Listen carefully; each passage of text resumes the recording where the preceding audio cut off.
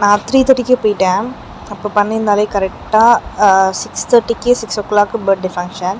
So பண்ணியிருந்துருக்கலாம். But எங்கள் அண்ணன் வந்து இவ்வளோ சீக்கிரத்துலையா அப்படின்னு சொன்னாங்க.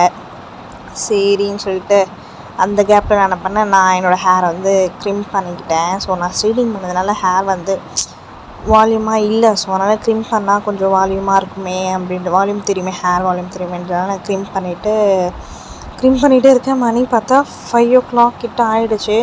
சரி இது வேலைக்கு ஆகாதுன்னு சொல்லிட்டு டைம் என்ன இது எங்கள் அண்ணி கரகரப்பாக அப்புறம் அவசர அவசரமாக கிளம்பிட்டு அப்புறம் கிளம்பி விட்டுட்டேன். ஒரு 6:00 நான் முடிச்சுட்டேன் எல்லாமே, மேக்கப் பேஷன் முடிச்சுட்டு நான் கிளம்பி போனேன்ல. ஸோ பாப்பா வந்து அம்மா வீட்டுக்கு வந்துட்டா போல். அதுக்கப்புறம் ட்ரெஸ்லாம் எடுத்துகிட்டு வந்து அம்மா வீட்டில் கொடுத்துட்டு அப்புறம் அம்மா வந்து பாப்பா கிளப்பி விட்டாங்க.